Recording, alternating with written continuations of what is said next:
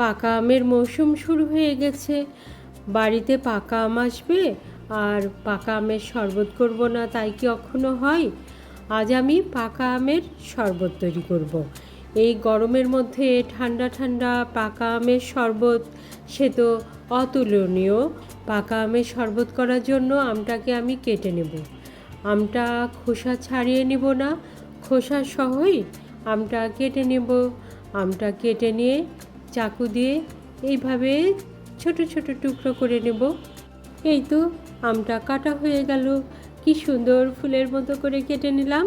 এখন আমের টুকরোগুলো ব্লেন্ডারের মধ্যে দিয়ে দেব। এখানে আমি বড় সাইজের একটা আম নিয়েছি।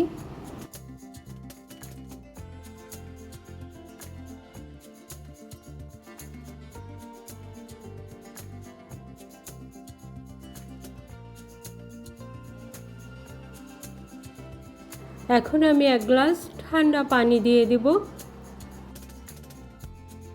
স্বাদ মতো চিনি দিয়ে দেব, অর্থাৎ যে যেমন মিষ্টি খায় তেমনই চিনিটা দিতে হবে। দিয়ে আমি এখানে ব্লেন্ড করে নেব। এই তো আমের শরবত হয়ে গেল। খুবই সাধারণ অল্প উপকরণে আমের শরবত। এখন পরিবেশনের পালা। পরিবেশনের জন্য আমের শরবতটাকে আমি 2টা গ্লাসে ঢেলে নেব। গ্লাসের উপরে এখন কতগুলো পাকা আমের টুকরো দিয়ে দেব, আর তারপরে পুদিনা পাতা দিয়ে দেব পরিবেশনের সৌন্দর্যের জন্য।